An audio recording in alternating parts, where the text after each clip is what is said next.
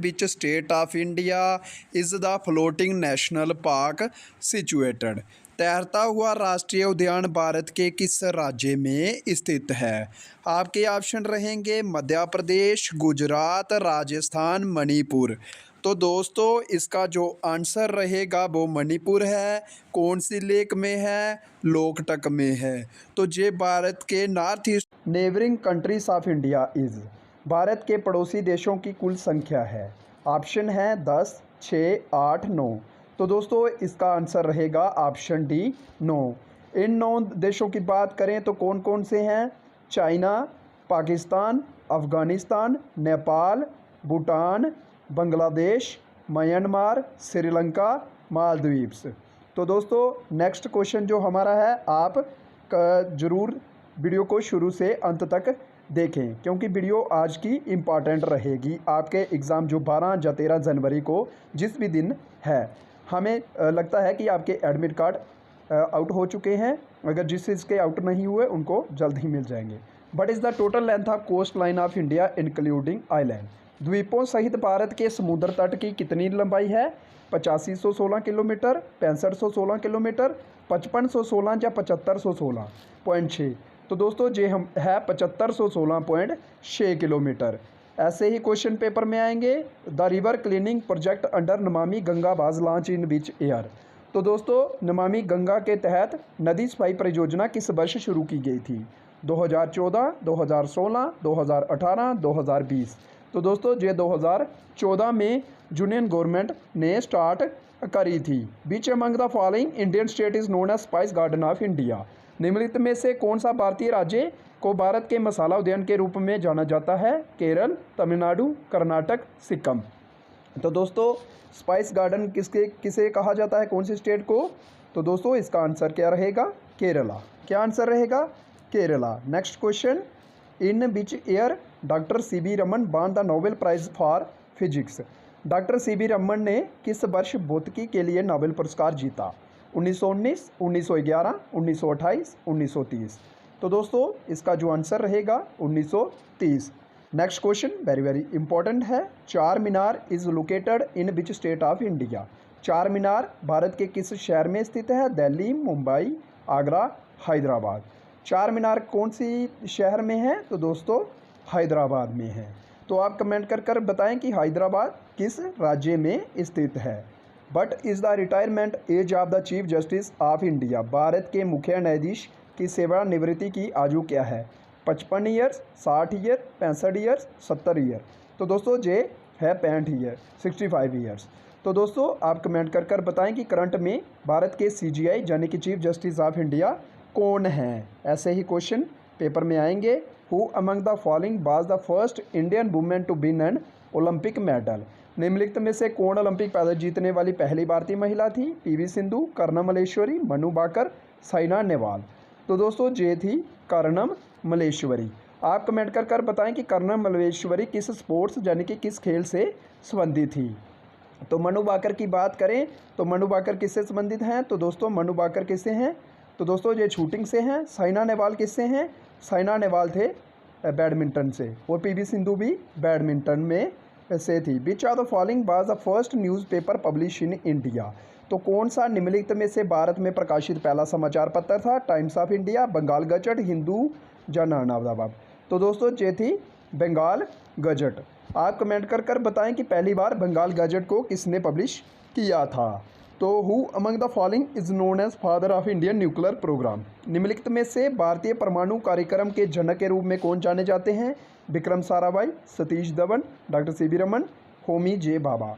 तो दोस्तों ये हैं Homi J Bhabha. Option D रहेगा answer. Who is known as father of Indian railways? भारतीय रेलवे का जनक के रूप में किसे जाना जाता है? Lord Dalhousie, Lord Ripon, Lord Curzon, Lord Macaulay. तो दोस्तों वह थे हमारे लॉर्ड डलहौजी। इन्होंने ही डॉक्ट्रिन ऑफ लैप्स यानी कि राज्य खेल नीति लागू करी थी। Which are the following war led to the establishment of Mughal empire in India? तो कौन से युद्ध के कारण भारत में मुगल साम्राज्य की स्थापना हुई? First battle of Panipat, second battle of Panipat, battle of Plassey, third battle of Panipat. तो दोस्तों इसका जो आंसर रहेगा तो फर्स्ट बैटल ऑफ पानीपत। आप कमेंट कर कर बताएं कि फर्स्ट बैटल ऑफ पानीपत किस किस के बीच हुई। तो हम बता देते हैं, जब 1526 में हुई, सेकंड बैटल हुई 1556 में, और बैटल ऑफ प्लासी हुई 1757 में, और थर्ड बैटल ऑफ पानीपत हुई 1761 में। तो नोट कर ले, पेपर में पूछा जा सकता है। Mauryan empire was founded in 322 BC by. Maurya साम्राज्य की स्थापना 322 ईसा पूर्व में हुई थी। किसने की थी? अजातशत्रु, पुष्यमित्रा शुंगा, अशोका, चंद्रगुप्ता मौर्य। तो दोस्तों, जो मौर्यन एम्पायर की जो इंडिया में स्थापना थी वो चंद्रगुप्ता मौर्य ने करी थी। Who was the founder of Gupta dynasty? गुप्त वंश का संस्थापक कौन थे? चंद्रगुप्ता वन, श्रीगुप्त, कुमारगुप्त, समुद्रगुप्त। तो दोस्तों, श्रीगुप्ता ने की। समुद्रगुप्त को क्या बोलते हैं? आप कमेंट कर कर हमें बताएं कि किनको समुद्रगुप्त ऑफ इंडिया बोला जाता है। Vande Mataram was sung for the first time by Rabindranath Tagore in 1896 at. Vande Mataram को पहली बार रविंद्रनाथ टैगोर ने 1896 में कहाँ गाया था? Bombay Congress session, Calcutta Congress session, Madras Congress session या सूरत कांग्रेस सेशन? तो दोस्तों, ये गाया था उन्होंने कलकत्ता कांग्रेस सेशन में 1896 में। Which one of the following is the coldest place in India? निम्नलिखित में से भारत का सबसे ठंडा स्थान कहाँ कौन सा है? द्रास, लेह, कश्मीर या गैंगटोक? तो दोस्तों, ये हमारा द्रास है। द्रास कहाँ पर है, किस केंद्र शासित में प्रदेश में है? कमेंट कर कर हमें जल्द ही बताएं। Which among the following newspaper was started by Annie Besant?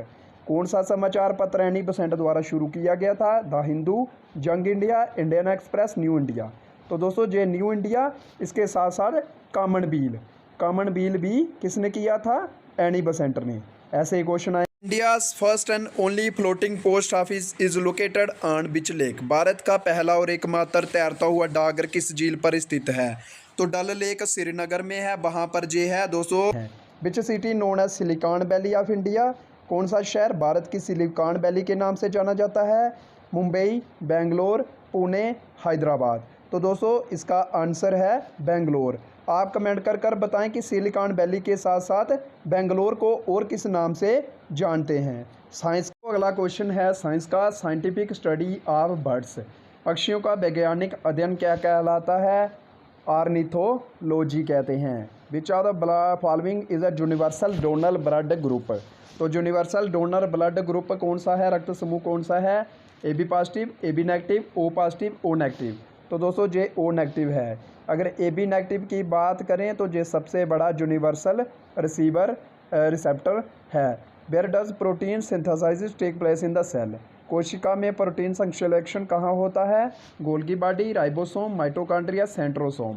तो दोस्तों, ये राइबोसोम्स में किया जाता है। What is the full form of CNG? CNG का पूर्ण रूप क्या है? Compressed nitrogen gas, neon gas, compressed noble gas या कंप्रेस्ड नेचुरल गैस? तो दोस्तों, कंप्रेस्ड नेचुरल गैस है। आप कमेंट कर कर बताएं कि CNG का इस्तेमाल कहाँ पर किया जाता है।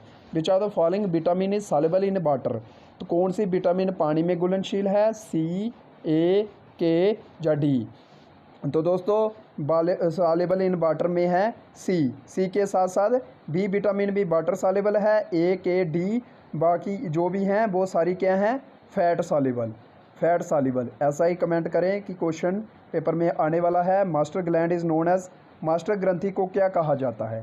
थायराइड ग्रंथि, थायराइड ग्लैंड, एड्रिनल ग्रंथि, पीयूष ग्रंथि या अन्याशय? तो दोस्तों, इसका आंसर है पीयूष ग्रंथि यानी कि pituitary gland. Blood in the human body is purified in? मानव शरीर में रक्त किससे शुद्ध होता है? Heart, kidney, lungs, liver? दिल, गुर्दा, फेफड़े या जिगर? तो दोस्तों, ये गुर्दे में होती है यानी कि kidney. Deficiency of iodine causes which are the following disease? Iodine की कमी से कौन सी निम्नलिखित में से बीमारी होती है? पेलाग्रा यानी कि पेलापा, बेरीबेरी, रिकट्स सूखा रोग या गोइटर गंडमाला? तो दोस्तों, ये होती है गोइटर गंडमाला। ऐसे ही क्वेश्चन आएंगे। Big bang theory explain which are the following? Big bang सिद्धांत किसका व्याख्या करता है? ओरिजिन ऑफ सन, सूरज की उत्पत्ति, ओरिजिन ऑफ ब्रह्मांड, ब्रह्मांड की उत्पत्ति, लॉज ऑफ फिजिक्स, भौतिकी के नियम, नन ऑफ द अबव? तो दोस्तों, big bang theory origin of universe. तो what is the speed of light? प्रकाश की गति कितनी है? 2,70,000 kilometre per second, 2,80,000 kilometre per second, 3 lakh kilometre per second या 320 किलोमीटर पर सेकंड? तो दोस्तों, इसका है 3 लाख इसका आंसर ऑप्शन सी रहने वाला है। ऐसे ही क्वेश्चन पेपर में आएंगे। Which of the following is the best quality iron ore, तो कौन सा सर्वोत्तम गुणता वाला लो एयस्क है? लिमोनाइट, हिमोटाइट, मैग्नेटाइट या none of the above? Magnetite. ऐसे ही क्वेश्चन आएंगे पेपर में। Light year is related to, प्रकाश वर्ष किससे संबंधित है? तो इसका आंसर आप कमेंट कर बताएं, क्योंकि ये क्वेश्चन बहुत बार हमारी वीडियो में रिपीट। क्वेश्चन दोस्तों, nucleus of an atom consist of which of the following, किसी परमाणु का जो नाभिक होता है वे किस किस से बना होता है? इसका जो आंसर रहने वाला है ये रहेगा option C. Rusting of an iron, लोहा में जंग लगना एक कौन से प्रकार का परिवर्तन है? तो आप ऑप्शन चेक करें, इसका आंसर ऑप्शन बी रहेगा chemical. Which of the following is a primary fuel, निम्नलिखित में से प्राथमिक ईंधन कौन सा है? कोयला है, चारकोल है, पेट्रोलियम है, इनमें से कोई नहीं। कोयला है या लकड़ी का कोयला है या पेट्रोल है? तो दोस्तों कोयला है। नेक्स्ट दोस्तों हम मैथ की सेक्शन देखते हैं। फर्स्ट क्वेश्चन है, car is running at a speed of 90 kilometre per hour but distance will it cover in 15 second. एक कार 90 किलोमीटर प्रति घंटे की गति से चल रही है, तो 15 सेकंड में वह कितनी दूरी तय करेगी? तो दोस्तों आपको पहले याद रखना है, सबसे पहले इन क्वेश्चन को करने में चेक करना है कि यूनिट कौन से पूछे गए हैं। तो इसमें मीटर वाले पूछे गए हैं, तो हमारे पास किलोमीटर पर हावर है, हम इसको मीटर पर सेकंड में कन्वर्ट करेंगे। तो दोस्तों 90 किलोमीटर पर हावर को मीटर पर सेकंड में कन्वर्ट करने के लिए 5/18 मल्टीप्लाई मीटर पर सेकंड करना पड़ता है। तो इधर से इधर गया तो जे 5 आ गया, जे 25 मीटर आ गया। तो नेक्स्ट दोस्तों आपको याद रखनी है कि डिस्टेंस किसके बराबर होता है? डिस्टेंस स्पीड और टाइम का मल्टीप्लाई होती है। तो दोस्तों हमारी अभी टाइम स्पीड निकली 25 मीटर पर सेकंड, इसके साथ 15। तो दोस्तों 25 और 15 को मल्टीप्लाई करें तो 375 मीटर आएगा, हमने पहले ही मीटर। तो अगला क्वेश्चन है, in an examination 80% of student passed in English, 85% in mathematics, 75% in both English और mathematics. If 40 student failed in both subject, find the total number of student. तो दोस्तों बोला है कि किसी परीक्षा में 80% छात्र अंग्रेजी में, 85% गणित में और दोनों में हुए 75% पास। 40% अगर दोनों विषयों में अनुत्तीर्ण यानी कि फेल हुए तो कुल छात्रों की संख्या बताएं। तो दोस्तों हम वेन डायग्राम से करते हैं। जो हमारी वेन डायग्राम आ गई, इसमें पहले इंग्लिश, इसमें मैथ, तो इधर आएंगे बोथ वाले। तो दोस्तों बोथ में हमें 75% दे दिए हैं, बोथ वाले जो होंगे वो दोनों में आएंगे। तो 80% अगर इंग्लिश में पास हो रहे हैं तो ये बोथ वाले भी इसी में है, तो 75 अगर चला गया तो पीछे 5 बचा। तो 85 मैथ में है तो 75 चला गया, 10 बचा। तो टोटल पास इधर से हो गए 75 + 5 80 और 10 90। तो 90 अगर पास हुए तो 10% फेल हुए, 10% फेल तो उसने बोला 40 स्टूडेंट फेल, इधर 40। 10% अगर 40 है तो 100% टोटल होते हैं, तो 400 इसका answer. Very very important question है। If 36 man can do a piece of work in 25 hours, in how many hour will 15 man do it. तो दोस्तों बोला है कि 36 लोग 25 घंटे में काम करके क्या करते हैं, कोई काम करते हैं। तो बताओ हमें 15 बंदे दो किस घंटे में करेंगे? तो m इधर D2 मल्टीप्लाई हो जाएगा। तो दोस्तों इधर से 5 3 15 और इधर से चला गया हमारा दोस्तों 12 3 36, 5 से 25 चला गया 5, 12 पंजे 60 घंटे में इसका काम करेंगे। हम MDH वाला फार्मूला लगाते हैं। But is 5% of 200। तो 200 रुपये का 5% कितना होता है? तो दोस्तों 5% ऑफ 200 रुपये। तो दोस्तों इधर से हमारा 100 से 2 ये चला गया, 2 से चला जाता है दोस्तों। तो ये 2 से चला गया अगर हमारा, तो 5 × 2 कितना आता है दोस्तों? हमारा 10 आएगा। कितना आएगा? 10। इसका आंसर ऑप्शन। हमारा अगला क्वेश्चन है, man buys a pen for 100 rupees, sells it for ₹0.50 his gain प्रतिशत। एक आदमी 100 रुपये में पेन खरीदता है, 150 रुपये में बेच देता, तो कास्ट प्राइस और सेलिंग प्राइस क्या आ जाएगा? तो कास्ट प्राइस अगर 100 है तो सेलिंग प्राइस 150 हो रहा है। तो दोस्तों इधर से कितने का फ़ायदा हो रहा है उसे? 50 का हो रहा है। किस पे हो रहा है? 100 हमेशा कास्ट प्राइस पे निकलता है, परसेंटेज इंटू 100 करेंगे। जे 100 चला गया तो 50% इसका फ़ायदा ऑप्शन भी है आएगा। Cost of 950 mangoes is RS 38,000, find the cost of 550 kgs of mango. तो दोस्तों 950 की वैल्यू कितने के बराबर है? 38,000 के बराबर है। तो हमें चाहिए 555 की, तो उसको करना है 38,000 डिवाइड बाय 5, 950 × 555। तो दोस्तों फिर से हम करते हैं इसको।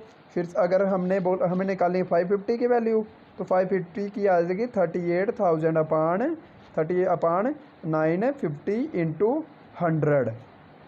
तो दोस्तों इंटू 100 नहीं आएगा, इंटू 550 आएगा, तो 550 आ जाएगा। अगर 950 की दोस्तों हम बात करें तो 950 को हम कितने बार, अगर 0 से 0 जाता है तो ये हमारा, अगर 950 को हम 40 बार मल्टीप्लाई करें तो 380 आता है।